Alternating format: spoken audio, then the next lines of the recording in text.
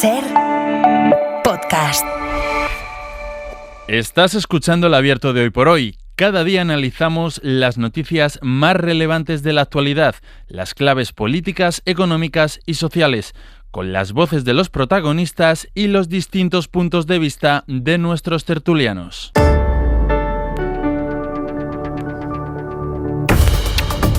Vamos a por el Abierto de este viernes, segundo día del año, segundo día del mes de enero. Abierto de un día extraño entre el año nuevo y el fin de semana, con mucha gente de vacaciones, otra también trabajando. Aquí estamos, sea como sea, los de la radio, para compartir esta mañana con Estefanía Molina. Hola Estefanía, buenos días. Muy buenos días, Astre. Con Carlos Sánchez. Carlos, ¿qué tal? Buenos días, bienvenido. Muy buenos días y feliz año a todos. Y feliz año. Y Antón Losada, buenos días, buenos días. Buenos días, feliz año nuevo para todos. Feliz año nuevo a todo el mundo, sí señor. Bueno, vamos a empezar porque la verdad es que el año nuevo está empezando con muy malas noticias y a situar dos escenarios que son noticia en este momento, lo decíamos ya a las 8 en punto de la mañana. Primero, lo más inmediato está en nuestro país, en el distrito madrileño de Carabanchel, por ese incendio feroz que en muy poquito tiempo, muy virulento, ha matado a 3 personas y hay 2 más que han tenido que ser rescatadas por los bomberos. Allí, en esa calle donde ha ocurrido este incidente, en el distrito de Carabanchel, está nuestro compañero Agustín Rodríguez Sagún. Agustín, buenos días, cuéntanos. ¿Qué tal, Sastre? Buenos días. Pues sí, hay 3 fallecidos, todos ellos son miembros de la misma familia. Se trata de una mujer mayor de unos 90 años, también han muerto otra mujer y un hombre. Ahora mismo hay agentes de la Policía Científica inspeccionando este lugar, este bloque de edificios. Los estábamos escuchando ahora dando instrucciones, buscando esas posibles causas o ese origen de ese incendio complicado, muy complicado para los bomberos, que como decías ha sido explosivo. No solamente ha sido la fuerza del fuego lo que ha dificultado las tareas de extinción, sino también una puerta acorazada que ha dificultado en un primer momento el acceso de los servicios de emergencia. Vamos a escuchar a Juan José García, que es portavoz de Bomberos de Madrid. Han accedido por el interior de la escalera y cuando estaban extinguiendo el incendio se han encontrado con 3 personas fallecidas. También el humo ha afectado a los 2 áticos superiores y hemos tenido que rescatar a 2 personas. Se encontraban bastante nerviosas, pero en buen estado. Ahora mismo parte de este bloque de edificios mantiene pues cortada la luz en búsqueda, como decíamos, de ese origen, de ese foco del incendio. El olor a humo, pues bueno, se percibe frente a este bloque donde las plantas superiores también tienen ahora mismo las ventanas abiertas, plantas que, pues como escuchábamos y como bien decías, en ellas han tenido los servicios de emergencias que desalojar a 2 vecinos. Hay otros que de momento, pues eso, miran a la calle a la espera de nuevas noticias. Esta es, por tanto, la imagen en este momento de la noticia que conocíamos poco antes de las 7:30 de la mañana, ese incendio en una vivienda de Carabanchel en Madrid con el resultado de 3 personas fallecidas. Agustín, gracias. Hasta luego. Y el otro gran escenario, lo que sigue abriendo todavía a esta hora y en los días que vendrán seguramente, es la terrible tragedia en una estación de esquí de Crans-Montana en Suiza. Allí, en esa localidad, en los Alpes, en el corazón de los Alpes, está nuestra compañera Raquel Villaécija. Raquel, buenos días.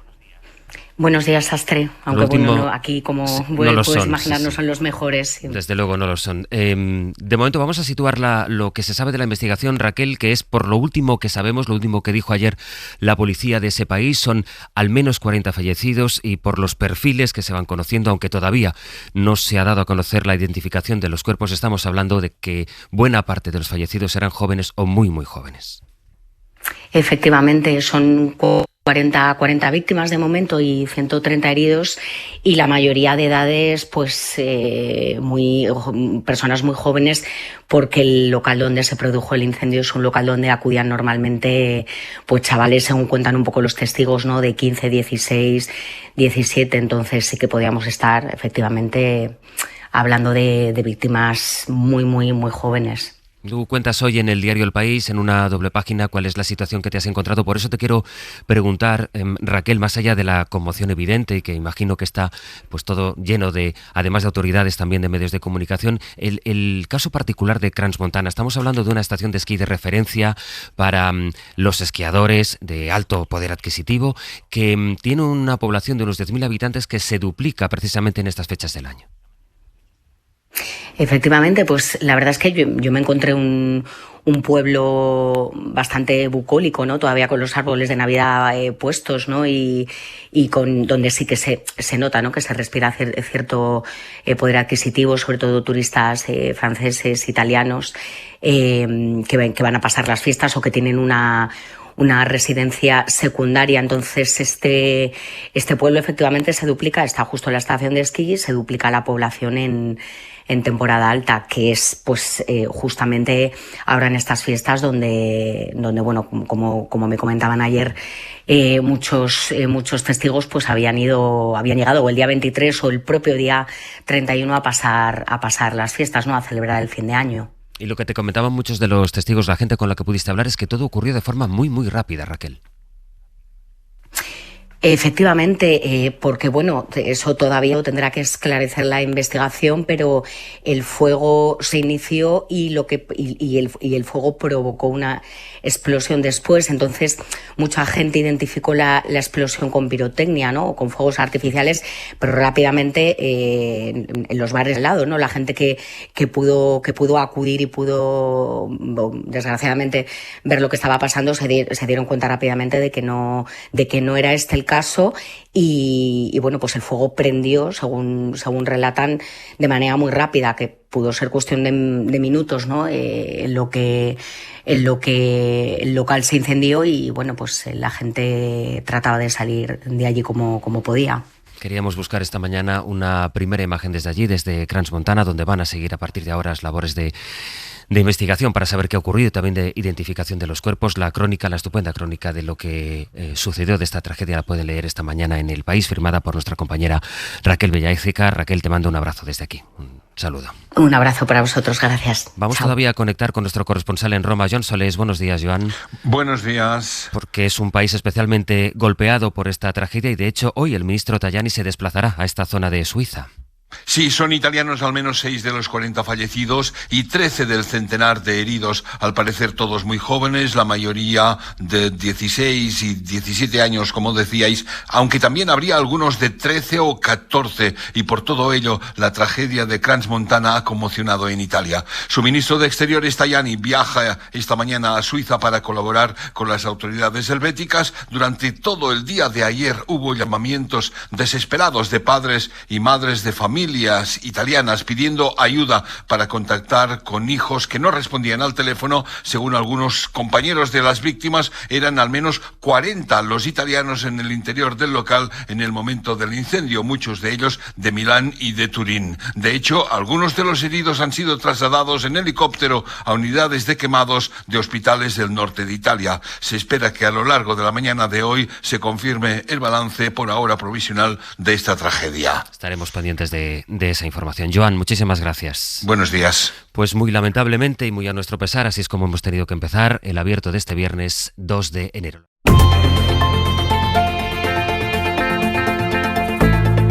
El abierto. Ser podcast.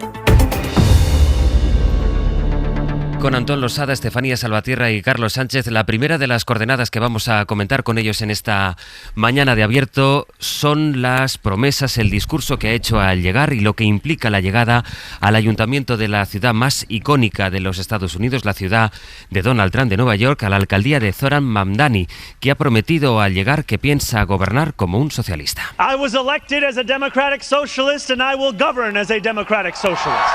Fui elegido como un demócrata socialista y así es como voy a gobernar. Ha dicho algo más, Mamdani. There are many who will be watching. They want to know if the left can govern. They want to know if the struggles that afflict them can be solved. Hay muchos que estarán mirando, dice. Quieren saber si la izquierda puede gobernar y si podemos solucionar sus problemas, si pueden volver a creer. Juntos, ha dicho Mamdani, vamos a hacer algo que los neoyorquinos hacen mejor que los demás. Daremos un ejemplo al mundo y todavía algo más sobre cómo piensa gobernar, ha dicho, para todos y no solo para los multimillonarios. Here is what I want you to expect from the administration that this morning moved into the building behind me. Vamos a transformar la cultura de este ayuntamiento para que deje de ser el ayuntamiento del no y convertirlo en el consistorio del cómo. Ha dicho que vamos a gobernar para todos neoyorquinos, no para esos multimillonarios que piensan que pueden comprar nuestra ciudad. José Antonio Gurpegui es catedrático de Estudios Norteamericanos y director del Instituto Franklin en la Universidad de Alcalá. Señor Gurpegui, buenos días y feliz año. Hola, buenos días, feliz año. Le quería preguntar por las expectativas que está generando Mamdani en la medida en que después de las últimas elecciones se vio la descomposición del Partido Demócrata y por si el hecho de ser precisamente el alcalde de nada menos la ciudad de Nueva York es muy aventurado pensar en él como la gran alternativa a Donald Trump en este primer año, después de este primer año de mandato de Trump. Bueno, empiezo un poco por el final. Gran alternativa presidencial no puede ser porque nació en África y entonces la normativa legislativa norteamericana pues le impide presentarse a las presidenciales. Entonces, alternativa presidencialista no podría ser y tampoco porque Donald Trump puede presentarse a un tercer mandato. Es decir, ninguno de los dos podría presentarse. Ahora, sí que es cierto que será una alternativa, sobre todo esa frase que ha reproducido ahora, de que no va a ser la ciudad de los millonarios, yo creo que iba dirigida directamente a Donald Trump, ¿no? Y en cuanto a las expectativas, que era la primera parte de la pregunta, pues yo creo que desde Barack Obama ningún líder demócrata ha generado tanta expectativa o tanto entusiasmo, por decirlo de otra forma, ¿no? Tanto entusiasmo entre sus votantes como Mamdani. ¿Qué margen de maniobra cree que va a poder tener para efectivamente hacer cosas que promete, como por ejemplo, y ahí estarán los ojos del mundo mirándole más allá de cómo pueda ejercer o no simbólicamente de contrapoder a Donald Trump para impedir, para topar el auge de los precios de los alquileres o para establecer la gratuidad del transporte público? Ha sido la frase con la que él ha utilizado y que me acabas de decir, estarán los ojos del mundo mirándole. Él está evocando una frase que aún han utilizado muchos otros presidentes, digo presidentes, no alcaldes, antes que él, que es los ojos del mundo van a estar pendientes de nosotros, que es la famosa metáfora de la ciudad en la montaña, ¿no? de Winthrop. Y él es musulmán, no menciona precisamente un pastor puritano, pero apela al imaginario colectivo cuando habla de que los ojos del mundo van a estar observándonos, ¿no? Y en cuanto otra cosa también quiero señalar de lo que dijo ayer, ha mostrado un cierto valor, indudablemente, ha utilizado palabras que son verdaderamente tabúes en la cultura norteamericana, ¿no? Como socialismo e izquierda, y él las utilizó ayer en su discurso con absoluto desparpajo y sin ningún problema en decirlo, ¿no? Y eso indica ya un cierto valor y una cierta valentía en el sentido de que está dispuesto a cumplir sus promesas, ¿no? En cuanto a los márgenes que tiene, mientras se mueva dentro de los márgenes de la legalidad, tenía todos. Dicho sea de paso, no sé si lo habéis comentado, pero esta mañana, mirando por encima, Donald Trump ha tenido que retirar a los reservistas de Chicago, de Los Ángeles y de Washington por orden judicial, ¿no? Entonces, en ese sentido, yo pienso que él va a poder hacer, por supuesto, el transporte gratuito no va a tener ningún problema y tendrá más problema también con topar los alquileres, porque ahí sí que se puede encontrar con algún tipo de norma federal, tal vez, que no pueda saltarse. El hecho de que él se presente, como usted destaca ahora, como un socialista sin complejos, ha dicho en este fragmento que le escuchábamos, fui elegido como un demócrata socialista y como tal voy a gobernar. Hay otro pasaje en el que dice, aunque corro el riesgo de que me etiqueten como un radical, pienso aplicar todas estas políticas. ¿Puede querer decir que en el ámbito demócrata o en la izquierda de los Estados Unidos algo está cambiando que puede, no sé si se circunscribe solo a Nueva York, que puede cambiar algo en el discurso, en la manera de presentarse? No sé, tenemos que esperar un poco en ese sentido, ¿no? Efectivamente, apuntas muy bien. Nueva York es muy especial. Nueva York es, digamos, siempre el ala más izquierdista, ¿no? de los demócratas. Allí estaba Bernie Sanders ayer en su, creo, en el acto, además, ocupando un lugar muy preponderante. De allí sale Ocasio-Valdez también. O sea, digamos que Nueva York siempre ha representado el ala más a la izquierda del Partido Demócrata. Si esto puede extrapolarse al resto de la democracia, de los demócratas, quiero decir, norteamericanos en otros estados, pues no lo tengo tan claro, porque Nueva York es Nueva York en todos los sentidos, ¿no? En su sentido simbólico de lo que significa, pero también ese discurrir histórico. Nueva York ha sido tradicionalmente, bueno, menos Giuliani, si obviamos a Giuliani, siempre ha tenido alcaldes demócratas. Estaba muy claro, la sorpresa fue que Mandani venciera en las primarias demócratas para la alcaldía, pero barrer después en la alcaldía, en las elecciones ya para alcalde, como barrió, no significó ninguna sorpresa. Creo que hablé con vosotros y ya en las primarias y dije, bueno, ya está el alcalde, ya lo tenemos muy claro cuál va a ser, ¿no? Entonces, en ese sentido, tengo mis dudas de que efectivamente este modelo sea exportable al resto de los demócratas norteamericanos. Una última cuestión, señor. Iré más un poco, yo creo que van a ir más en la línea del gobernador de California, que cada vez lo veo más fuerte, porque Zafiro de Pensilvania, un judío, lo veo muy difícil. Yo creo que los demócratas irán más por la línea del gobernador de California, que cada vez lo veo más fuerte dentro de los demócratas. Le quería preguntar como una última cuestión, ahora que me hacía referencia a esa decisión que efectivamente ha obligado a Donald Trump a retirar a la Guardia Nacional de las ciudades donde las quería, las ciudades demócratas, donde él ha desplegado incluso al ejército. Eso es, sí. En este año de presidencia de Donald Trump, ¿usted diría que ha podido hacer todo lo que él quería o acaba este año viendo un poco limitado de puertas adentro su poder? Bueno, él siempre se ha movido en el borde de la ilegalidad a legalidad. Entonces, por ejemplo, esto va muy en la línea también de una de las primeras órdenes ejecutivas que firmó negando la nacionalidad a los nacidos en Estados Unidos de madres que estuvieran en situación irregular, que tampoco también se lo han parado. Va en esa línea. Yo es que mi idea de la política doméstica, de la política interior de Donald Trump, lo veo más como siempre acciones de cara a sus votantes más fieles, ¿no? Trump tiene dos grandes obsesiones. En política interior sería la reducción del déficit, porque los intereses que paga Estados Unidos son importantísimos, y en política exterior, China. Y en ese sentido, las políticas de emigración, de desplegar el ejército, la Guardia Nacional, o atacar a Venezuela, yo pienso que son acciones que van fundamentalmente dirigidas a fidelizar a sus votantes, no sus votantes más radicales, no necesariamente el votante republicano, sino esa base importante que tiene, que siempre ha sido muy fiel y que ahora no lo está siendo tanto, sobre todo a raíz de los papeles de Epstein, ¿no? Que ha bajado del 75-80% que tenía siempre a un 60%, ¿no? Y entonces yo veo esas acciones domésticas más en el sentido de fidelizarlos. No ha logrado sus grandes objetivos en política exterior, está por ver todavía qué es lo que ocurre con China. Yo creo que China va ganando de momento el partido, y en política interior, pues de momento no ha podido reducir la deuda, la inflación sigue exactamente o en términos muy parecidos a como estaba, y lo mismo con el paro, ¿no? Que serían los otros aspectos. Lo único que ha conseguido, que eso sí es cierto, es detener la llegada de emigrantes irregulares. José Antonio Gurpegui, catedrático de Estudios Norteamericanos y director del Instituto Franklin en la Universidad de Alcalá. Muchísimas gracias por su tiempo. Buenos días.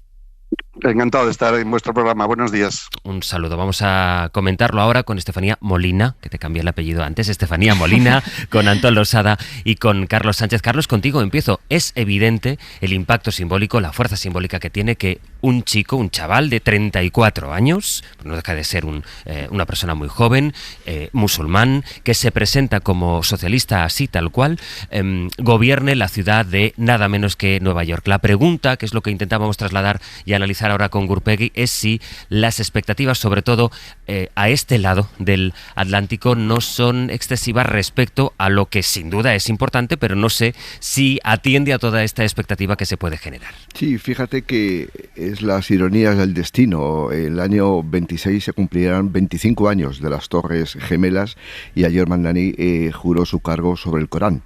Es decir, parece casi algo increíble, pero lo que dice mucho de la riqueza de Estados Unidos como país, que va mucho más allá que Donald Trump. Yo creo que tenemos siempre una visión un poco estrecha de lo que es Estados Unidos, porque un personaje siniestro como es Donald Trump ganó las elecciones. Yo creo que la gestión de las expectativas es probablemente lo más importante que tiene ahora mismo.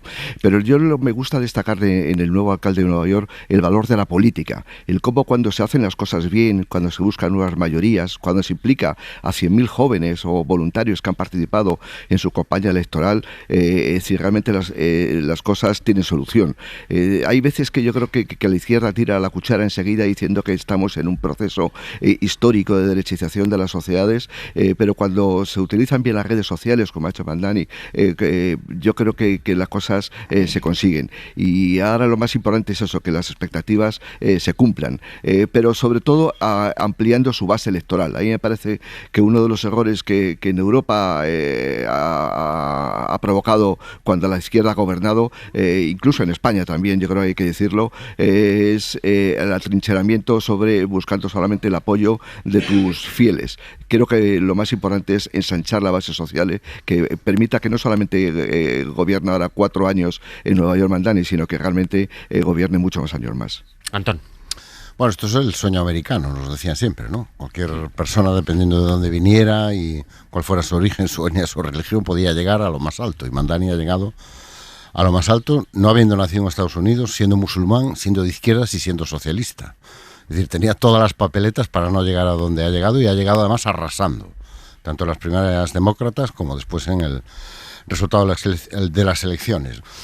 Siempre me llama la atención que cuando alguien gobierna con un programa de izquierdas, inmediatamente se pone en duda que lo pueda cumplir. Sin embargo, cuando alguien gana con un programa muy de derechas, casi nadie pone en duda que lo pueda cumplir, ¿no? Y supongo que será igualmente difícil cumplir un programa muy de derechas como cumplir un programa muy de izquierdas en la actual tesitura. Yo creo que Mamdani, sobre todo, lo que demuestra son 2 grandes lecciones para la izquierda europea. La primera es que hay que hablar claro y tener un programa claro, igual que lo tiene la extrema derecha. O sea, la gran ventaja de la extrema derecha es que habla claro, sin complejos. No estamos de acuerdo en lo que oímos, pero habla con una extraordinaria claridad. Y la izquierda europea se ha ido enredando en trampas semánticas y trampas lingüísticas. Y Mamdani ha hablado claro desde el minuto 1. Esto que ha dicho en su toma de posesión fue lo que dijo durante toda la campaña. Cuando todo el mundo le decía que no lo dijera, que le iba a costar votos, que era musulmán, que era demócrata y que era de izquierdas, que era socialista. Y la segunda cuestión yo creo que tiene que ver con ofrecer más. Es decir, mientras la izquierda europea ha entrado en una dinámica de ofrecer menos para competir con la derecha. Menos inmigración, menos impuestos, menos intervención pública, menos derechos. Mamdani ha irrumpido en el mercado político ofreciendo más. Más derechos, más transporte público, más regulación de la vivienda, más protección a los migrantes. Ofrecer más. Frente a una ola reaccionaria que viene cabalgando sobre el ofrecer menos, reducir el Estado, reducir la intervención pública, reducir los servicios públicos, fuera los que no son como nosotros, reducción de los derechos, exclusión de las minorías. Mamdani lo que ha hecho es ofrecer más, y ha conectado con un electorado y que está ahí y que está esperando que alguien haga exactamente lo que ha hecho Mamdani: hablar claro y ofrecer más. Es muy interesante, Estefanía, esta lectura que nos propone Antón, de qué lecciones puede tomar la izquierda europea de quien se ha convertido en un símbolo para la izquierda mundial, que es Mamdani. Pues yo creo absolutamente que todas. En primer lugar, porque si pudiéramos resumir su programa en una idea, es reducir el precio del coste de la vida, que es lo que está azotando a las clases medias y las clases bajas en Europa y en nuestro país. En una ciudad como Nueva York, que al igual, por ejemplo, que muchos países de Europa, es el caso ahora mismo de España, estamos batiendo récords en la bolsa, pero ese crecimiento no permea en los hogares. Estamos viendo un empobrecimiento de los hogares. ¿Qué decir de una gran urbe como Nueva York, que es el símbolo del capital financiero en todo el mundo? Esa idea de reducir el coste de la vida creo que va a ser el gran caballo de Troya, la gran batalla para la izquierda, porque precisamente eso también ha catapultado a Trump. Es decir, Trump está ahí, como lo decía Antón, con unas recetas que es expulsar inmigrantes, más capitalismo, los tech bros de Silicon Valley pues campando a sus anchas, Pero la gente compró eso pensando que era lo que necesitaba para poder reducir el coste de su vida. Y ahora vemos este experimento, de momento vamos a llamarlo experimento porque tiene muchas medidas que obviamente son muy interesantes, muy atractivas, pero sí que hay que ver si se pueden cumplir por varios motivos, porque hay cosas que no dependen exactamente de él. Por ejemplo, se ha puesto mucho el foco sobre que él quiere construir una red de escuelas infantiles para los cuidados infantiles de los niños menores de 5 años, subir algunos impuestos. No solo promete congelar las rentas de los alquileres, y yo creo que este es otro aprendizaje para una parte de la izquierda, también promete construir, es decir, también tiene un programa de el dinero que subamos los impuestos será para poder construir vivienda, pero sí que hay algunas medidas que se consideran que dónde va a llegar su capacidad o su tope. Pero, insisto, creo que este momento es un experimento y un experimento muy interesante, porque además demuestra que aunque la ciudad de Nueva York lleva más de 20 años siendo gobernada más de una década siendo gobernada por demócratas, Mamdani va más allá. Es un paso más allá. Eso también está pasando, yo creo, ahora mismo en la izquierda. Existe esta idea de que los modelos, y lo decía Antón, más suaves o menos intervencionistas no han funcionado, y estamos viendo un repunte de lo que es, no en el caso de España, porque yo creo que es otro tema lo que ocurre en España a la izquierda del PSOE, pero en otros países de Europa también están repuntando las izquierdas o más populistas o más a la izquierda del Partido Socialdemócrata. Lo mismo que las derechas, también están repuntando la ala derecha de la derecha, es decir, la ultraderecha. Entonces, yo creo que sí, que lanza un mensaje al mundo de si esto se puede aplicar en una ciudad como Nueva York, si esto puede prosperar ahí, ¿por qué no en otros sitios? Y creo que va a ser el futuro del Partido Demócrata, no ser algo más asimilado al republicano moderado, sino a un Bernie Sanders, a una Alexandria Ocasio-Cortez. Es decir, creo que ha sido el sentimiento de que las políticas más de izquierda moderada que habían aplicado Bill de Blasio o Eric Adams, lo que ha catapultado que llegue alguien todavía más de izquierdas. Luego sigo, Antón, porque sé que quieres intervenir, pero además y tú también, Carlos, pero con el paralelismo entre lo que está ocurriendo en Estados Unidos y lo que ya nos permite hablar de la situación política en España.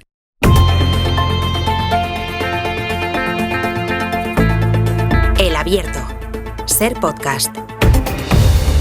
Las 9:05 ya de la mañana, las 8:05 en Canarias, de este viernes 2 de enero, cuyo análisis compartimos con Estefanía Molina, con Antón Losada y con Carlos Sánchez. Carlos, contigo retomo el debate que teníamos antes de las noticias de las 9, a partir no solo del hecho de que llegue a la alcaldía de Nueva York Zoran Mamdani, sino el mensaje, cómo se presenta, las promesas que ha planteado y lo que sugeríamos ahora a la mesa de en qué medida la izquierda europea puede tomar o debe tomar ejemplo de cómo ha llegado Mamdani a la alcaldía de Nueva York. No, primero quería hacer un comentario como lo que decía ahora Estefanía Molina, en el sentido de que es importante, evidentemente, yo comparto esa idea de que suministrar, ofrecer a la población un aumento de sus bienes materiales, pues es muy relevante, porque así se ganan las elecciones.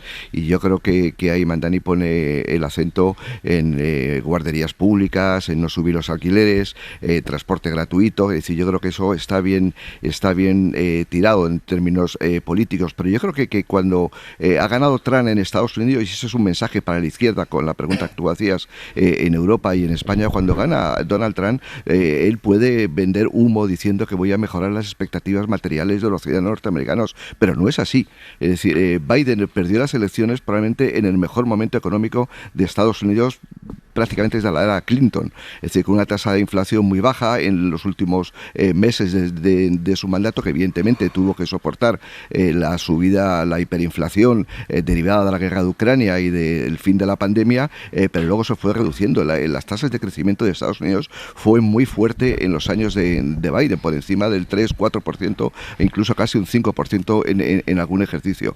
Lo que ganó Trump es la guerra cultural, esa hegemonía cultural que históricamente ha tenido la izquierda en Europa y en España, pues la está perdiendo. Es decir, porque la derecha ha sido mucho más hábil en términos de utilización de los espacios públicos, redes sociales, con mensajes mentirosos, utilizando todo tipo de triquiñuelas, y yo creo que ahí no hay que dejarse llevar simplemente con la mejora de los bienes materiales, y yo creo que eso le está pasando al Partido Socialista en España. Es decir, la economía crece un 3%, pero luego hay una guerra cultural que es la que hace pues que mucha gente cree en auténticas mentiras. Es decir, alguien piensa que se está aumentando el voto a Vox porque ofrece un programa económico que va a garantizar mejores bienes materiales para los ciudadanos. Evidentemente no. Se vota, bueno, porque está de moda, porque utiliza mejor las redes sociales, porque miente, porque esa hegemonía cultural que históricamente ha tenido la izquierda se está perdiendo. Y por eso yo creo que hay que ir en los dos frentes, el frente material y el frente, digamos, de hegemonía cultural. Antón. No, estaba pensando que cuánta razón tenían Clark y Newman cuando en el 98 publicaron The Managerial State, un clásico de la ciencia política. Decían que el gran éxito de la revolución neoconservadora de Reagan y Thatcher en los 80 había sido que lo que antes era derecha ahora era centro, y lo que antes era centro-izquierda ahora era extrema-izquierda. Y claro, repasas las promesas que ha hecho Mandani y dices tú, transporte público, una red de escuelas infantiles, topar los alquileres, y le llaman de extrema izquierda. Dices tú, hombre, no sé, yo cuando era más joven eso era socialdemocracia en estado puro, la extrema izquierda era otra cosa, ¿no? Entonces ahora da la sensación de que todo lo que sea salirse de este discurso que nos construye cada día un universo pavoroso, un futuro pavoroso, donde todos vamos a vivir peor, donde la inseguridad va a acampar a sus anchas, ¿no? Donde vamos a ser reemplazados por gente extraña que viene de otros países, con otras costumbres y otras religiones, donde no nos vamos a reconocer en nuestros propios barrios. Todo lo que sea salir y decir, no va a pasar nada de todo eso. Y además, mira, vamos a hacer esto que hace 20 años queríamos hacer y se nos ha olvidado. Que es, vamos a poner una red de transporte público para todos, vamos a poner escuelas infantiles, vamos a topar los alquileres, vamos a dejar de gobernar para los grandes intereses, vamos a dejar de redistribuir hacia arriba, que es lo que llevamos haciendo los últimos 15 años en muchas políticas, en muchos marcos que se han instalado, que hay que redistribuir hacia arriba para que gotee la riqueza hacia abajo, ¿no? Esa tesis de, bueno, si a Amancio Ortega le va mejor, seguro que a mí también me va mejor. No, si a Amancio Ortega le va mejor a Amancio Ortega. A ti no tiene por qué irte necesariamente mejor. Y yo creo que eso es lo que Mandani ha conseguido hacer muy bien. Aparte de su programa y sus políticas, ha sabido trasladarlo con convicción y sin complejos, por utilizar una frase que en España tiene un cierto significado, ¿no? Que es lo que yo creo que le falta muchas veces y le está faltando a la izquierda europea. Yo veía, por ejemplo, en este fin de año los mensajes de muchos presidentes autonómicos, ¿no? Hablando de vivienda, que efectivamente es un gran problema, y hablando de inmigración. Pero ¿dónde es la inmigración un problema en España? ¿Dónde es realmente una inmigración? ¿En la vida real de las ciudades, de los barrios, o en la conversación mediática y pública, en el debate público? Realmente ese es el gran problema que ahora preocupa a los españoles y a las españolas, la inmigración. Esa es nuestra gran preocupación. Uno mira las encuestas de opinión, uno mira los análisis demoscópicos y los análisis sociológicos y te das cuenta que no, de que hay una enorme distancia entre las preocupaciones sociales, lo que realmente preocupa en este momento, y lo que nos atenaza muchas veces a los medios y al debate político. ¿Qué ha hecho Mandani? Reconectar todo eso y hablar con claridad y con un programa que yo no voy a calificar de extrema izquierda porque me parece socialdemocracia en estado puro, claro, que es lo que necesita en este momento la izquierda en Europa y en todo el mundo. Claridad en la manera de hablar y en lo que ofrece. Voy contigo, Estefanía, pero escuchándote, Antón, sin embargo, ¿no te parece que quizá ya es tarde para determinadas reacciones, en el sentido de, ¿no te parece fuera de toda duda que la inmigración sí es un vector que mueve mucho el voto? Claro. Sí, pero la respuesta no puede ser competir por ofrecer lo mismo que la extrema derecha, pero un poco menos. O sea, si la estrategia es, vamos a comprar el marco de la extrema derecha, efectivamente la inmigración es un problema, no lo es. Efectivamente tenemos un problema de convivencia, no lo tenemos. Efectivamente no necesitamos a los inmigrantes, los necesitamos y los necesitamos más que nunca. Hubo un sketch este año, yo no es que sea muy fan de Mota y de sus programas de fin de año, pero hubo un sketch sobre la cuestión de la inmigración que yo creo que es no sé si lo pudisteis ver, donde un grupo de señores muy bien trajeados se ponían a decidir que había que echar inmigrantes. Entonces empezaban a decir a todos los inmigrantes que no podían echar porque los necesitaban. Y al final se quedaban con que efectivamente no podemos echar a nadie. ¿Por qué? Porque nos necesitamos todos. Y ese es el mensaje que hay que construir. Ahora, si tu mensaje es, yo voy a hacer lo mismo que Vox, pero lo voy a hacer mejor, de una manera un poquito más civilizada, con más educación. No, hombre, no. O sea, tu mensaje no puede ser ese. Tu mensaje no puede ser el de Alberto Núñez Feijóo este fin de año diciendo, prometiendo seguridad en nuestras fronteras. ¿Pero qué problema de inseguridad hay en nuestras fronteras?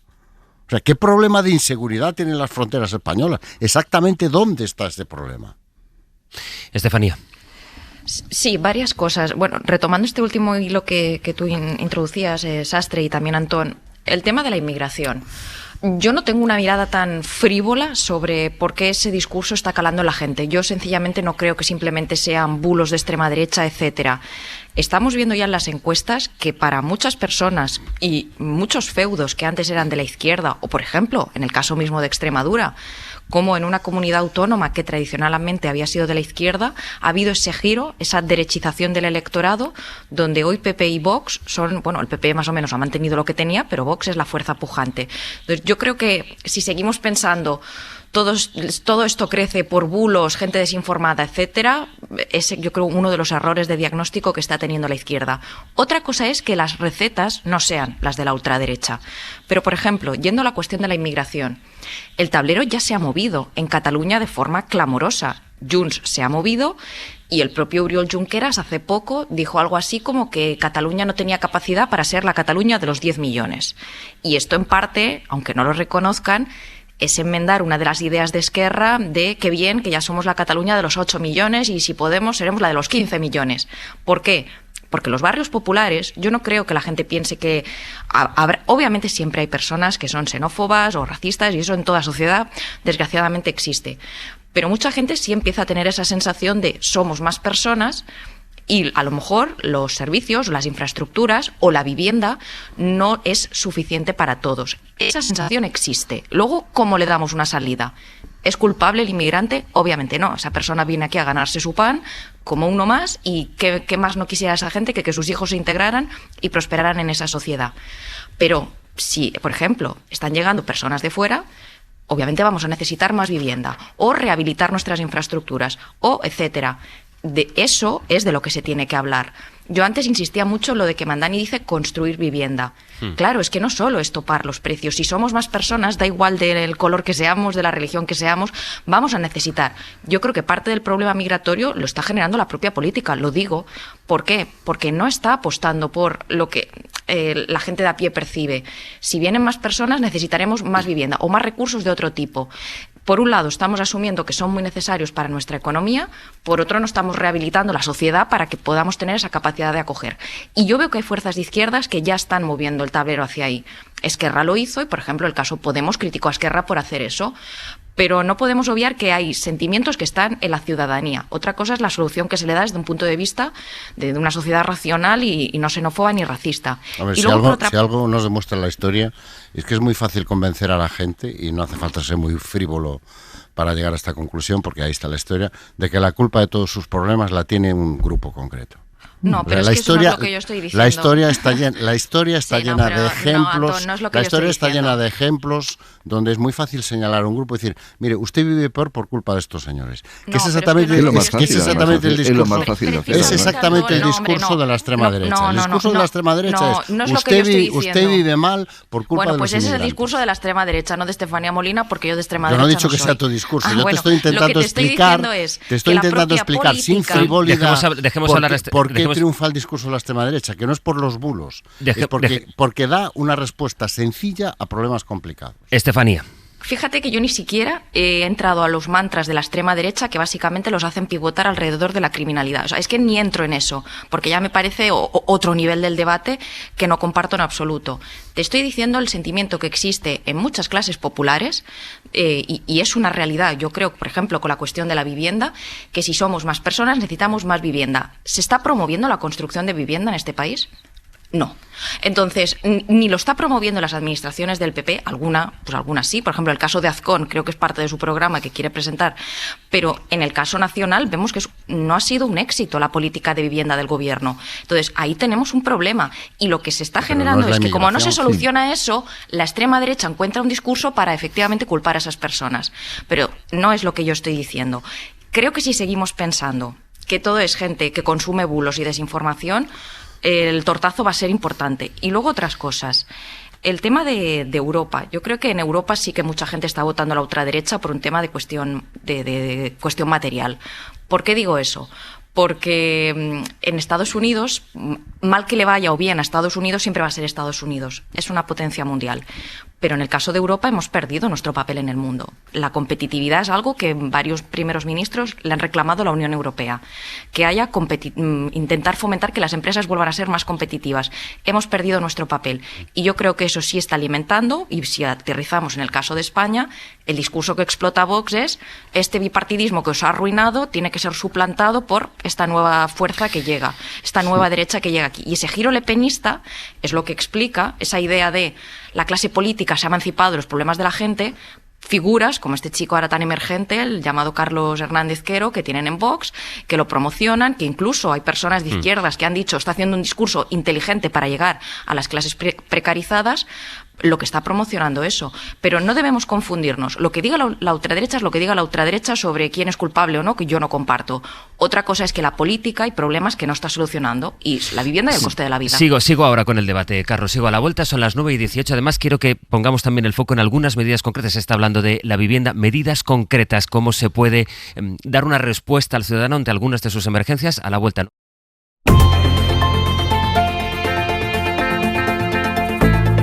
El Abierto. Ser Podcast. Decía que en mitad de esta discusión que hoy compartimos con Antón Losada, con Estefanía Molina y con Carlos Sánchez, quería detenerme en una medida concreta. Ayer emitimos la entrevista que emitimos ya cada día 1 de enero con el ministro de Economía, en este caso con Carlos Cuerpo, y le preguntó Jordi Fábrega por los presupuestos, por ejemplo, ¿no? Y dice el ministro que ellos siguen teniendo por lo menos la confianza de que los van a poder aprobar. Bueno, ya veremos, porque la realidad es la que es. Al menos tienen el compromiso de presentarlos este año sí en el Congreso, aunque ya van bastante tarde. Y también dijo Cuerpo que el Gobierno va a aprobar este mes una nueva norma para topar los intereses que bancos y empresas pueden cobrar por conceder créditos al consumo. Lo anunció el ministro en esa entrevista. De la Molina, buenos días. ¿Qué tal? Buenos días. Explicó ahí que además de limitar los intereses, que son muy abusivos en algunos casos, se va a prohibir que la publicidad de estos préstamos se centre en la inmediatez, que es uno de los principales reclamos. Queremos centrarnos en eso, Adela, porque tiene, pues en fin, mucha repercusión para muchísima gente, porque son reclamos a los que suelen atender personas que están en una situación particularmente vulnerable. Eso es. El objetivo de esta nueva norma es proteger mejor a los consumidores y evitar el sobreendeudamiento, explicó ayer aquí en la SER el ministro de Economía, Carlos Cuerpo. Para eso se va a exigir mejorar la transparencia de unas ofertas que venden sobre todo dinero rápido. Pues que esa publicidad no pueda poner la incidencia solo sobre la rapidez de acceso al dinero, sino que esto tenga que venir de la mano del resto de condiciones y que no nos llevemos luego a un engaño simplemente por la inmediatez, ¿no? Es decir, no solo se va a poder destacar que puedes tener el dinero en 15 minutos, por ejemplo, sino que habrá que incluir también las condiciones de ese préstamo, qué interés habrá que pagar y en qué plazos. Se va a obligar también a dar tiempo al cliente para que estudie la oferta y sea consciente de ella, y se limitarán, dijo también el ministro, como estamos comentando, los intereses abusivos. Que entre una oferta vinculante y la aceptación pasen un mínimo de 24 horas, por ejemplo, de tal forma que nos dé tiempo, ¿no? En este caso, a interiorizar una decisión tan importante como la que estaríamos tomando. Y luego, otro elemento esencial, que es efectivamente el ser capaces de poner un tope, unos límites a los costes de este tipo de productos. Hay casos, Astre, en los que el interés de este tipo de créditos instantáneos llega a alcanzar el 3000% e incluso más. Un abuso que además suele cebarse, como comentabas, con personas vulnerables, que son las que habitualmente más recurren a este tipo de créditos rápidos. Adela, gracias. A ti. Patricia Suárez es la presidenta de Asufin, la Asociación de Usuarios Financieros. Señora Suárez, buenos días. Buenos días. Buenos días y feliz año. ¿Cómo es posible, esto como último que nos comentaba nuestra compañera, cómo es posible que haya créditos por los que te piden intereses del 3000%? Y más hemos visto, porque son préstamos de pequeñas cantidades y de plazos muy cortos. Entonces, al tú pedir a lo mejor 300 euros y estás pagando en un mes 50, 100 euros de intereses, no te das cuenta. Y además, una de las cosas que ha dicho el ministro, que son muy importantes, es que son préstamos muy desesperados, que la gente necesita para pagar algo de manera urgente y te olvidas de lo que te está costando. Entre que no te lo dicen de una manera clara y transparente y la necesidad que tiene esa persona de acceder a ese préstamo, no se ve lo que realmente cuesta, y esto hace que se paguen intereses pues que rozan la usura, sin ninguna duda. ¿Y esta medida del Gobierno que anunció ayer el ministro en la entrevista aquí en la SER, le parece que va a poner coto a este tipo de productos? Debería, sin ninguna duda. Lo primero que tenemos que decirle al ministro es que esta norma es una directiva europea que se tenía que haber traspuesto el 20 de noviembre. Vamos con retraso. Nosotros desde Asufin llevamos ya tiempo diciéndolo. Ha habido una consulta pública el año pasado en la que participamos y ya dijimos pues cuál era la posición de los consumidores, pero es que se nos hace tarde. Yo espero de verdad que este mes se apruebe, porque en Asufin recibimos todos los días muchísimas consultas de distintos tipos de préstamos, desde los rápidos y urgentes que tenemos TAEs de 3.000, de 4.000, de 5.000, las tarjetas revolving, que también han sido un escándalo, que ya son cosas más razonables del 20-25%, o préstamos al consumo que también pueden ser abusivos. Todo este tipo de préstamos, todo este tipo de abanico que tenemos encima de la mesa es una jungla. Yo todavía recibo posibilidades cuando hago la compra de aplazar esa compra. Y siempre se pone el foco en cuánto vas a tener de cuota o en cuántos meses lo puedes aplazar, pero no te informan en cuánto te va a costar, que es lo fundamental. Es el precio de lo que estás comprando. Entonces yo espero realmente que esta norma se apruebe pronto, se tramite lo antes posible para poner coto a este tipo de préstamos, que por otra parte no es nada nuevo. En otros países de Europa, en el cercano Portugal, que lo tenemos aquí al lado, el Banco Nacional Portugués ya limita los tipos de interés de los préstamos al consumo, no se ha muerto el crédito, se ha dado garantía a los consumidores y el mercado funciona muchísimo mejor. ¿Qué es un interés abusivo? ¿A partir de qué tanto por ciento tiene que estar en alerta el consumidor? Bueno, aquí ha habido muchísimo debate desde las tablas del Banco de España, las sentencias del Supremo. El Supremo dice que es el precio de mercado más 6, cuando podemos hablar de tipos de interés abusivos. Pero no está determinado, ese es el problema. Entonces vamos de juez en juez y dependiendo de cada juez nos dicen qué es usura y qué no es usura. Nosotros lo que esperamos es que precisamente con la implementación de esta directiva se marque el mercado, esto que hablamos todos los días en otros aspectos, como es el mercado del alquiler, que se topen los precios del alquiler, se va a hacer con el crédito. Europa ha abierto la puerta a ello y creemos que es muy positivo porque así todos sabemos cuánto nos va a costar algo y no vamos a dejar que sea el mercado el que, según nuestras necesidades y nuestra desesperación, que ese es el problema, nos ponga un precio que nos haga pagar de por vida muchas veces, porque este tipo de préstamos generan muchas veces una espiral de sobreendeudamiento. Usted que lo ve cada día, señora Suárez, estas situaciones de desesperación por la que alguien se ve en la urgencia de tener que decir que sí a estos productos, aun sabiendo cuáles son las condiciones, ¿va a más? Bueno, yo creo que estamos viviendo una situación en este país en el que, y lo habláis vosotros mucho, ¿no? El macro y el micro. El país va bien, hay gente, matrimonios, familias que tienen sus empleos y que llegan bien a final de mes, y luego hay otra España en que no se llega a final de mes, que se tira muchísimo de este tipo de préstamos, más de lo necesario, y que además en un escenario en el que vivimos ahora mismo, en Navidades, a las puertas de Reyes, el mensaje que recibimos sistemáticamente es de consumir. Y es muy difícil vivir en una sociedad que te está pidiendo todo el día que consumas para ser feliz, pero que al mismo tiempo tienes un sueldo que es absolutamente precario y que no te deja llegar a final de mes. Frente a eso, soluciones fáciles de crédito, muy, muy fáciles, cada vez más fáciles, que hacen que efectivamente cada vez más familias, precisamente las más vulnerables, accedan a un crédito que no es el más recomendable.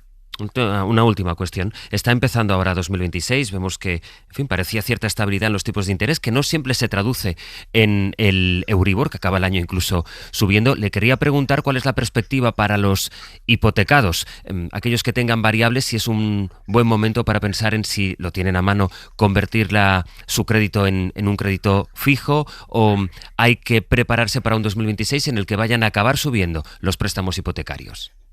Bueno, los préstamos hipotecarios, el Euribor ya ha empezado a subir. Poquito, pero ha empezado a subir.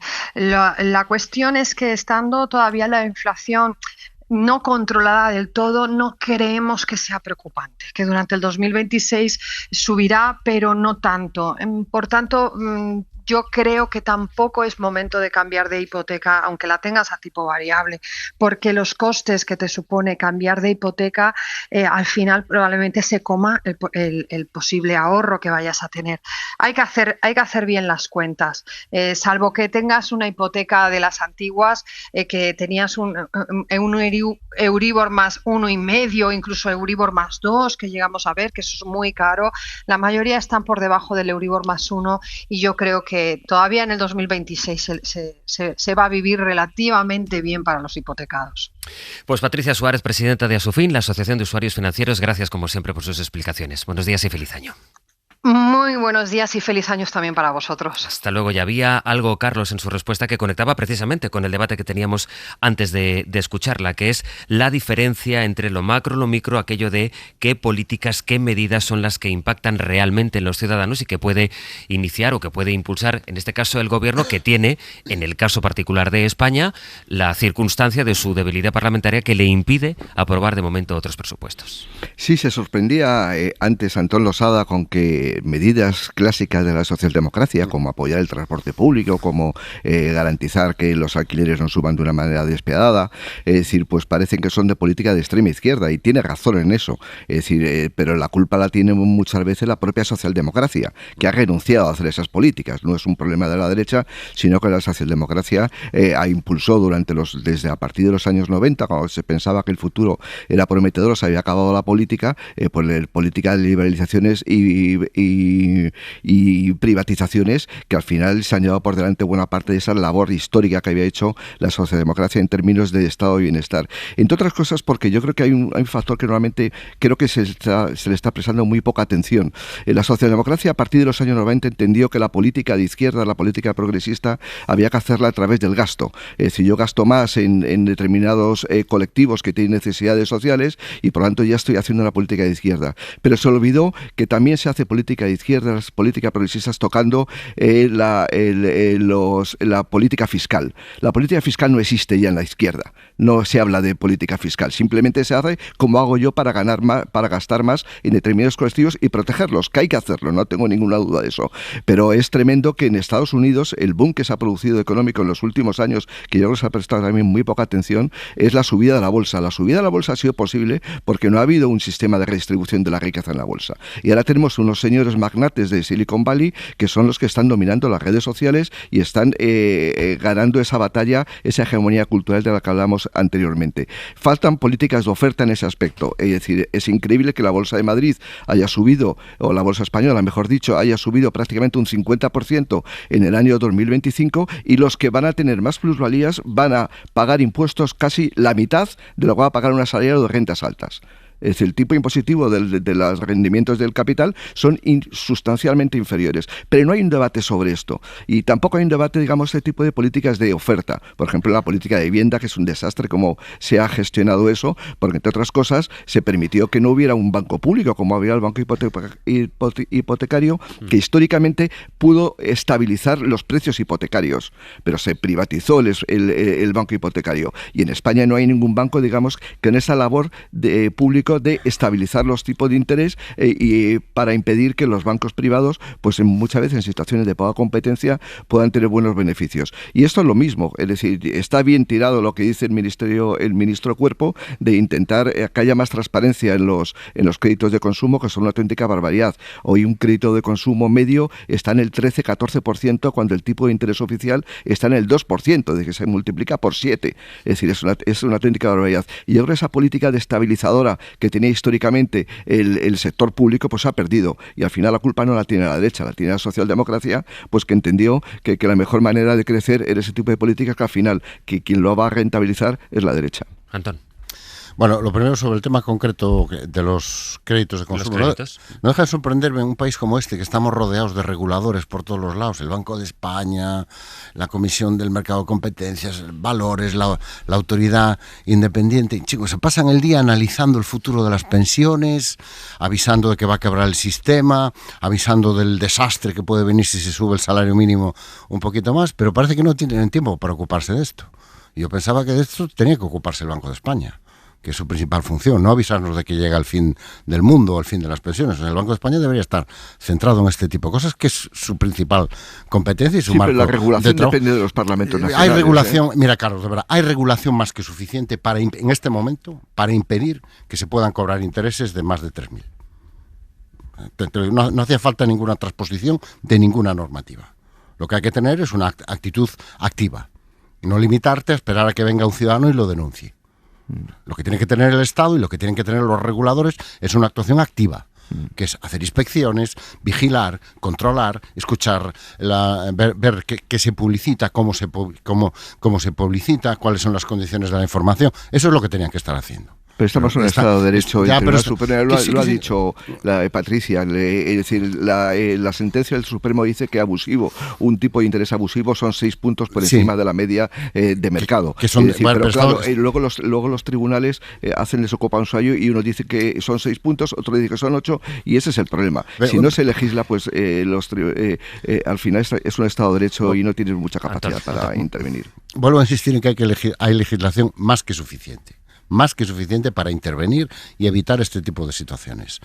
Entre otras cosas, hay abundantísima legislación sobre la transparencia y la claridad de la información que debe darse al consumidor. Y eso sobre todo se consiguió, lamentablemente, una vez más, porque aquí siempre llegamos después de todo el escándalo de las preferentes. O sea, si algo hay en este momento regulado en España, es la claridad de la información que hay que dar cuando tú ofreces un determinado producto financiero. Lo que pasa es que, vuelvo a insistir, hay que tener autoridades que se dedican a esto, que es su competencia. No recordarnos que viene el fin del mundo, que se acaban las pensiones, que si se sube el salario mínimo interprofesional va a ser un desastre. Ocúpense de esto, que es de lo que hay que ocuparse. Porque estamos rodeados, insisto, de reguladores que hacen todo menos regular y que hacen todo menos proteger nuestros derechos, que es una de las cosas que efectivamente este tipo de medidas tienen que conseguir. Porque yo creo que una de las sensaciones que tenemos todos en este momento, después de 10 años de políticas, yo no estoy de acuerdo en que no haya habido políticas de redistribución, sí las ha habido, pero fundamentalmente hacia arriba. O sea, el 70% de las rebajas fiscales que se han ofrecido en España en los últimos 15 años han ido a beneficiar al 15% más rico de la población. Ese es nuestro problema. Y estoy completamente de acuerdo en una cosa que ha dicho Carlos, que es que desde la izquierda falta mucha valentía en materia fiscal.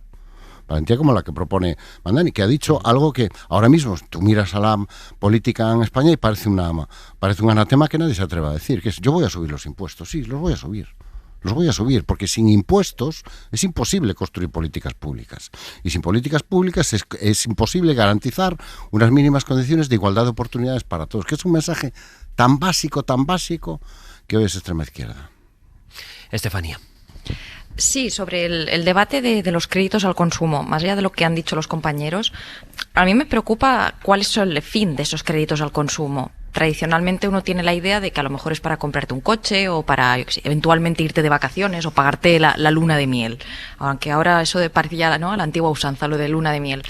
A mí me preocupa que se esté haciendo ya cada vez más mayoritario para que mucha gente pueda sostener sus mínimos de vida, o sea, su nivel de vida, su llegar a final de mes. O me ha reventado la lavadora, ¿ahora qué hago? ¿Cómo pago yo esto? Si con bastante apuro ya pago el alquiler o mantengo a mi familia. A mí me preocupa que sí que vemos que hay un incremento de la demanda, otra cosa es que lo haya de la oferta. Entiendo que todavía ahí hay un riesgo que se asume muy elevado de ir abriendo el grifo. Pero yo sí creo que el macro y el micro, como estábamos comentando, es el tema. Podemos celebrar los datos de la bolsa, podemos celebrar el crecimiento de la economía española, podemos celebrar que el gobierno ahora, lo que quede de legislatura, vaya a querer hacer decretos sociales o medidas sociales que dice que no pasarán por el Parlamento, pero si son sociales parecen más inocuas. Pero el problema real que tú tienes es que hay muchas personas que hoy tienen serios apuros para sostener sus mínimos niveles de vida. Y ahí yo creo que las políticas del gobierno han ido, por decirlo en plata, a que no haya un estallido social. Es decir, mucha de la parte que yo creo que tiene que ver con la revalorización de las pensiones es porque se asume que muchos pensionistas mantienen a su familia. Y eso es así, y lo dijo la vicepresidenta María Jesús Montero, que es una forma de que ese dinero llegue a tu familia. Claro, pero tú tienes un hijo que no se puede emancipar, o que cuando se emancipa, 1 de cada 3 padres reconoce que le ha llenado la nevera o le ha pagado facturas en el último mes, o le ha ayudado a pagar el alquiler. Pero tú eres una familia y ves que antes en la cesta la llenabas con 50 euros y ahora a lo mejor necesitas 80 euros. Eso es un problema. Y yo creo que ha habido un fuerte crecimiento de la economía, por un lado, porque hemos mantenido una economía muy estable, nos hemos recuperado de la crisis mejor que otros países. También se ha potenciado, y es uno de los temas, uno de los pilares, la llegada de trabajadores de fuera para oficios que se dice no quieren hacer los españoles, pues la hostelería, los oficios más sacrificados, la agricultura, etcétera. Pero luego tú tienes un montón de personas que sienten que han hecho lo que se esperaba de ellas, que es estudiar, sobre todo lo digo en el caso de los jóvenes, que es parte del boom ultraderechista, estudiar, su máster, buscar un trabajo, y ven que con eso hay un sentimiento de que el sistema ha defraudado tus expectativas. Parte de la brecha generacional, yo creo que también es las expectativas, es psicológica. Tú creías que eras una generación que te iba a ir mejor que a tus padres, o como menos que podrías igualar su nivel de vida, y hay mucha gente que se ve dependiendo. Yo creo que hoy el motivo por el cual muchos jóvenes no están protestando en las calles es porque el sistema tiene este llamado escudo social, que son muchas cosas. Son los padres que ayudan, son las pensiones, son, por ejemplo, la subida del ingreso del salario mínimo vital, que ha permitido que muchas personas lleven un nivel de vida más digno, pero luego vemos que el salario más común cada vez es el salario mínimo. Entonces, yo creo que eso explica el deslizamiento de la clase media española, que no es culpa de este gobierno. A veces se cree que si uno dice estas cosas es para echarle la culpa a este gobierno. De esto venimos desde la crisis de austeridad. Y si nos ponemos ya estupendos, desde los últimos 20 o 30 años está estancado el salario en paridad con la inflación. Entonces, ha habido gobiernos de PP y del PSOE. Esa impugnación al bipartidismo yo creo que es lo que está catapultando a la ultraderecha, porque mucha gente obviamente no se pone ahí al detalle de tal. La gente percibe que ha habido un partido nuevo que sale y dice estas cosas, con una estrategia que es la misma que se está siguiendo en Francia y en otros países, de apelar a la gente muy precarizada y de culpar al sistema.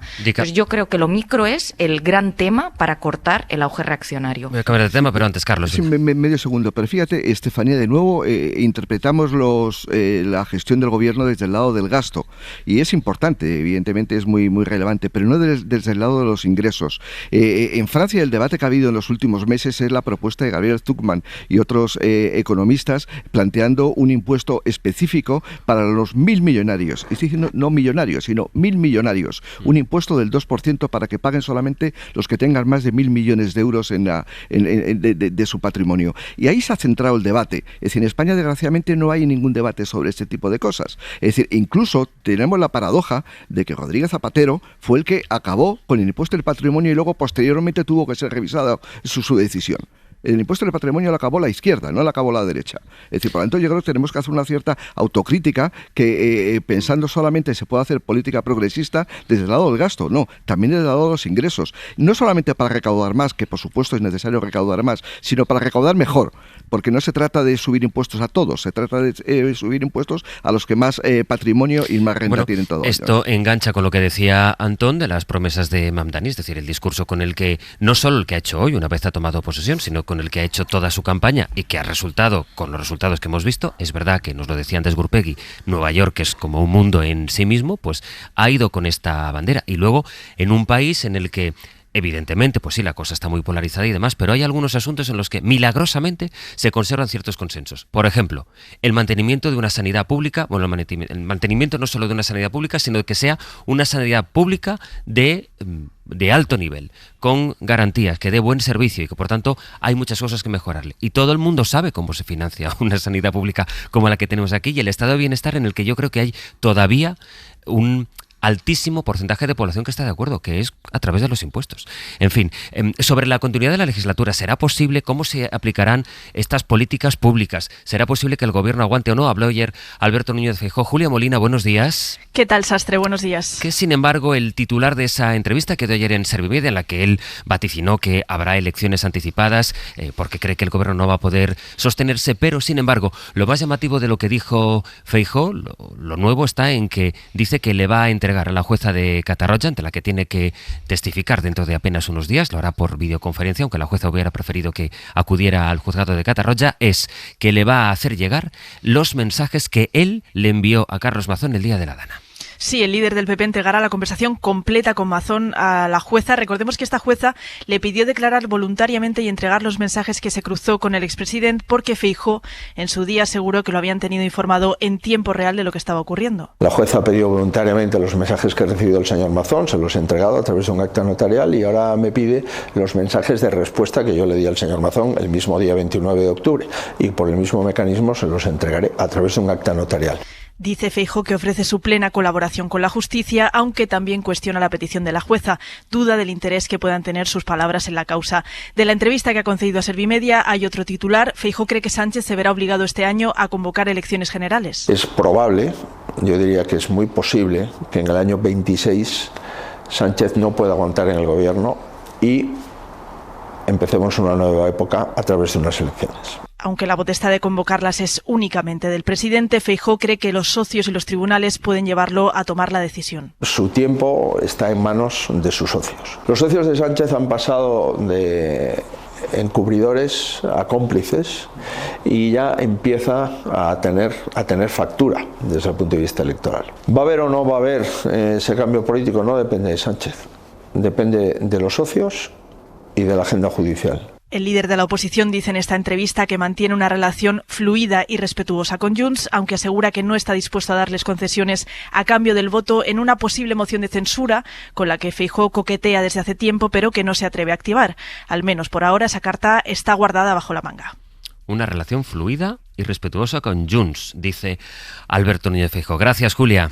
A vosotros. Antes del análisis, otra información que tiene que ver con el Partido Popular que publica esta mañana el diario El País. Virginia Sarmiento, compañera de Radio Madrid. Hola, Virginia, buenos días. Hola, buenos días. El Gobierno de la Comunidad de Madrid ha aprovechado estos días navideños en que digamos que el interés informativo pues seguramente decaiga un poco. Nosotros nos resistimos a que decaiga y aquí estamos, pero bueno, es verdad que, pues en fin, la vida es la que es y en Navidad pues la gente está por otras cosas. Recordemos que fue en Nochebuena cuando Feijóo le envió a la jueza de Catarroja una parte de su conversación con Mazón. Bueno, pues aprovechando este parón informativo navideño, es cuando el Gobierno de la Comunidad de Madrid ha dado a conocer datos que hasta ahora omitía sobre los pacientes que deriva cada hospital, los pacientes externos de cada hospital, y esto, Virginia, permite saber cuánto se favorece al Grupo Rivera Salud o al Grupo Quirón. Claro, lo habitual era que el gobierno madrileño publicara esa cifra, el número de pacientes que salen de los hospitales 100% públicos hacia alguno de los de gestión privada, en el informe anual del Servicio Madrileño de Salud. Sin embargo, este año ese dato era el único que faltaba, después de que en la SER contásemos que el Grupo Quirón era el gran beneficiado del sistema de libre elección. Los datos actualizados ya se han publicado, lo han hecho ahora, en la semana de Año Nuevo, como decías, y constatan que el negocio de esos hospitales gestionados por Quirón y también por Rivera Salud creció en el año 2024. En conjunto, los 5 hospitales recibieron 247.295 pacientes externos, que es un aumento del 9% con respecto al año anterior. Estas empresas reciben un dinero adicional por cada uno de estos pacientes que atienden, aunque no los tienen asignados territorialmente. Lo que denuncia la oposición es que el sistema está diseñado para beneficiarles. La lista de espera en los hospitales públicos es cada vez más grande y los pacientes, mediante ese sistema mal llamado de libre elección, acuden a otro hospital gestionado por una empresa privada, por el simple hecho de que allí te atienden antes. Después, este hospital le pasa la factura a la Comunidad de Madrid. Bueno, pues cosas que vamos conociendo en estas Navidades. Gracias, Virginia. Hasta luego. Voy a rebobinar un poco por quedarme en el hecho de que diga ahora Feijóo que él siempre ha colaborado, Antón, con la justicia, que le envió una parte y que ahora, pues como sigue esa voluntad está intacta de colaborar, ya que la jueza se lo pide, pues le vuelve a enviar, le enviará, la parte de los mensajes que faltaba, que son los que él le mandó a Mazón. Sí, y me sorprende que le sorprenda esa petición, porque hombre, normalmente cuando uno pide una conversación, lo que quiere es tener la conversación entera, y más cuando eres una jueza que está instruyendo una investigación penal. Lo que sería asombroso es que no le pidiera el conjunto de la conversación, y el propio Feijóo yo creo que era consciente de ello, cuando en lugar de darle la conversación entera, lo que trató fue de contarnos lo que él le había dicho a Mazón, con esto de poner contexto, ¿no? Oiga, si quiere usted poner contexto, el mejor contexto posible es dar la conversación entera. Yo la verdad no entiendo el berenjenal en el que se ha metido Feijóo con este asunto, no lo entiendo. No lo entiendo, porque ha convertido en noticia algo que sin esos mensajes no hay nada, no era noticia. O sea, sin esos mensajes no hay nada que pueda colocar a Núñez Feijóo en un aprieto, pues no sé, algo que le dijo, la manera de decirlo, lo que sea. Pues los entregas y ya está. Pero ahora lo que ha generado es una noticia donde seguramente, no lo sé, no la había. Que es qué hay en esos mensajes, qué dicen esos mensajes, ¿no? Porque la sensación que uno tiene es que, hombre, mucha voluntad de entregarlos no había. Y que la estrategia es, bueno, a ver si cuela, a ver si con esto nos ahorramos enviar los mensajes y nos quitamos de encima un potencial problema, ¿no? Y yo creo que lo que ha conseguido es exactamente lo contrario. Conseguir convertir en una noticia, en un potencial problema, el contenido de esos mensajes en una situación tan catastróficamente explosiva para el Partido Popular como es todo lo que sucede en Valencia, donde el Partido Popular ha ido de error en error en la gestión política, primero en la gestión de la crisis, pero ahora en la gestión política de la salida de esa crisis, que es incapaz de cerrar y que ellos mismos alimentan con sus propios errores, como es el caso de Alberto Núñez Feijóo. Estefanía. A ver, yo creo lo mismo. Creo que desde el principio siempre ha habido una sensación un poco extraña de cuál fue la relación entre Mazón y Feijóo en las primeras horas. Aquí ha habido mensajes de todo tipo. Si os acordáis, Mazón lo primero que hizo fue darle las gracias al presidente del gobierno. Y de pronto esto a una parte de la derecha le chirrió muchísimo, le sonó muy mal. Luego se filtraron algunos mensajes diciendo que si Mazón había traicionado a Feijóo, porque claro, a lo mejor la estrategia era ir en contra del gobierno, etcétera.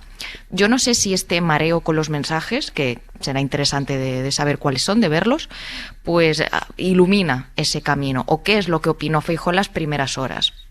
Porque aquí parece que se ha querido dar a entender que a todo el mundo le parecía muy extraño que se estuviera produciendo una tragedia en las primeras horas. Pues parece que cada vez hay más indicios de que sí que había la sensación de que algo grave estaba pasando, cuanto menos. Que si alguien le mostró un vídeo, que si no, los cambios de versión. Pues yo creo que todavía no hay luz. Y sobre todo, hasta qué punto esto compromete a Feijóo. Todo esto del episodio de la Dana. Si él emitió alguna opinión que sea de interés público en ese sentido. Al margen de eso, yo creo que el PP se las daba muy felices y creía que la debilidad del gobierno ya era un camino, un paseo para ellos, que este año mismo ya se convocaran elecciones generales. Yo creo que Pedro Sánchez aguantará hasta el año 27 si puede, pese a la parálisis, pese a los escándalos, y aunque en mi opinión la legislatura esté agotada, porque Junts, el pánico que le tiene a Alianza Catalana, va más allá de 2 o 3 cesiones como para apoyar unos presupuestos. Y la prueba es que el presidente del gobierno ya ha invitado a sus ministros a lo que decíamos, a medidas que no pasen por el Parlamento, consciente tal vez de que cosas que pasen por el Parlamento tienen muchos boletos de ser tumbadas. Pero yo no creo que esto vaya a ser un paseo para el PP.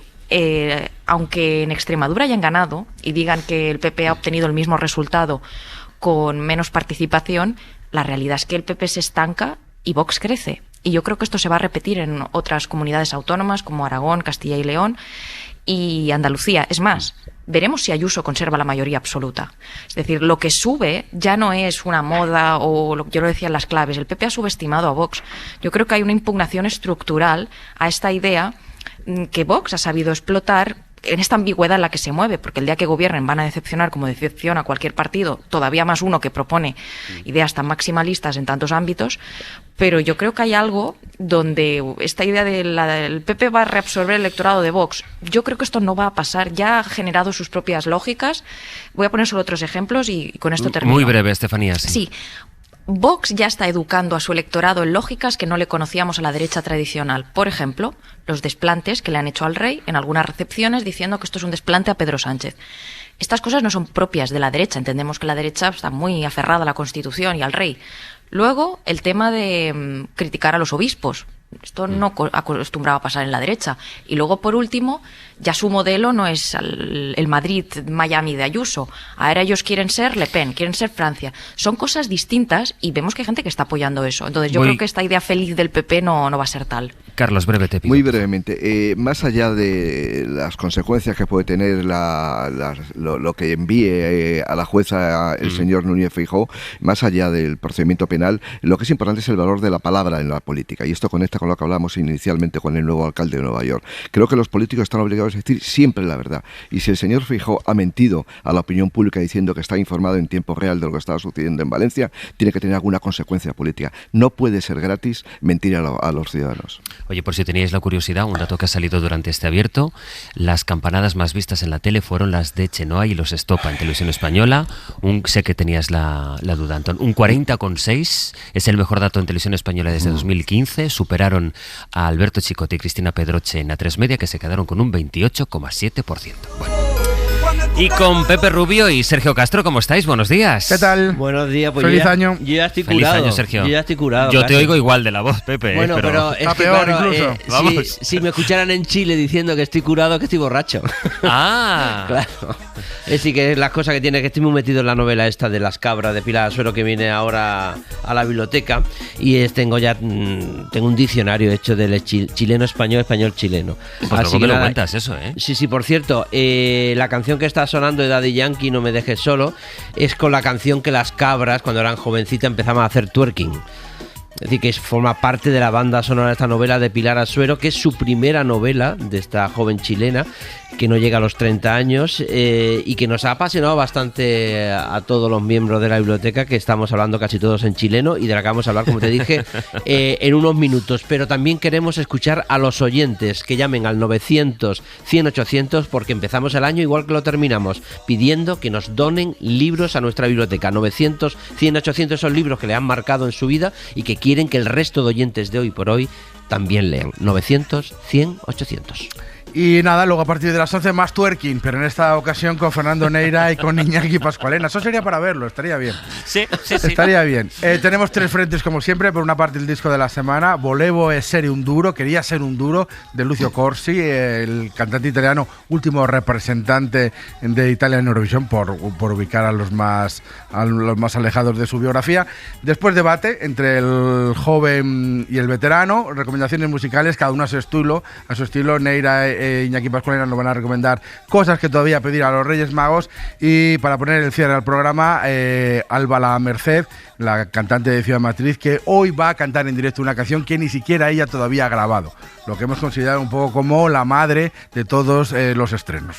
¡Qué maravilla! Y no está Aitor, porque las uvas a veces... Pues, tiene que descansar. Que tiene una vida muy ajetreada. Muy ajetreada, la hemos visto en todas partes, así que tiene que... Así que a las 12 hoy, en vez de auditoría, habrá twerking protagonizado por Sergio Castro y por Pepe Rubio. Así que les invito a que no se lo pierdan. De momento, Antón Losada, Estefanía Molina y Carlos Sánchez, muchas gracias y que tengáis un buen fin de semana. Igualmente, buen fin de Muchas semana. gracias. Y Adiós. Para no perderte ningún episodio, síguenos en la aplicación o la web de la SER, Podium Podcast o tu plataforma de audio favorita.